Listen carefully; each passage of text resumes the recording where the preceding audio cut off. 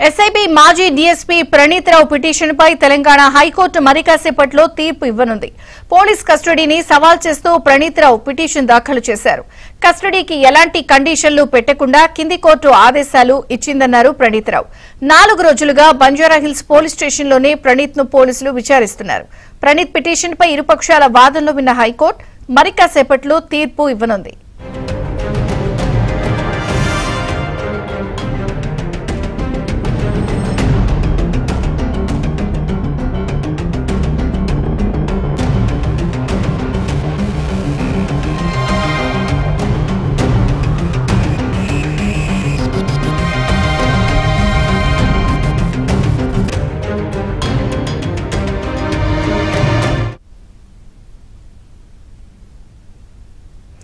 కాసేపట్లో ప్రణీత్ రావు కేసుకి సంబంధించి తెలంగాణ హైకోర్టు తీర్పు చెప్పనుంది. ఎస్ఐబి మాజీ డీఎస్పీ ప్రణీత్ రావు పిటిషన్ కి సంబంధించి తీర్పు రానున్న నేపథ్యంలో మరిన్ని వివరాలు మా క్రైమ్ ప్రతినిధి ప్రవీణ్ అడిగి తెలుసుకుందాం. ప్రవీణ్,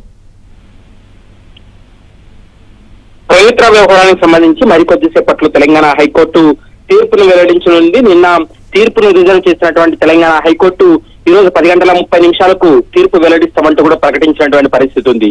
అంటే పోలీస్ కస్టడీని సవాల్ చేస్తూ ఎస్ఐబి మాజీ డీఎస్పీ ప్రణీత్ రావు కోర్టును ఆశ్రయించడం, కోర్టులో నిన్న వాదోపవాదాలు జరిగాయి. మరోవైపు పోలీసుల తరఫున కూడా ఒక కౌంటర్ దాఖలు చేయడం జరిగింది. ఎందుకంటే ప్రణీత్ రావు లేవనెత్తినటువంటి అంశాలన్నిటికీ కూడా ప్రభుత్వం తరఫు న్యాయవాది తన వాదనను కూడా వినిపించడం జరిగింది.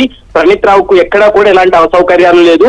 పంజగుట్ట పోలీస్ స్టేషన్ లో కేసు నమోదైతే బంజారాహిల్స్ పోలీస్ స్టేషన్ లో ఎందుకు విచారణ చేస్తున్నామంటే అక్కడ అన్ని రకాల సదుపాయాలు ఉన్నాయి కాబట్టి బంజారాహిల్స్ పోలీస్ స్టేషన్ లో అతను విచారించి అతన్ని అక్కడే పెడుతున్నామనేటువంటి అంశాన్ని స్పష్టంగా పేర్కోవడం జరిగింది. ఇక కింది కోర్టు ఇచ్చినటువంటి కస్టడీని సవాల్ చేశారు కాబట్టి సవాల్కు సంబంధించి కూడా పూర్తి స్థాయిలో కోర్టు కూడా ఇరు వాదనలు విన్నది. కోర్టు ఈ రోజు ఎలాంటి తీర్పును వెల్లడిస్తుందనేది మాత్రం చూడాల్సినటువంటి అవసరం ఉంటుంది.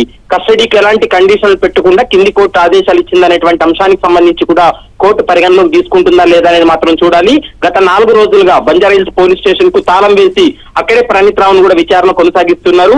ఇరు వాదనలు విన్నటువంటి కోర్టు అయితే మాత్రం తీర్పుని రిజర్వ్ చేసింది. మరికొద్దిసేపట్లో తీర్పు వెల్లడించే అవకాశం అయితే కనపడుతుంది. విజయ చంద్రిక. Thank you Praveen.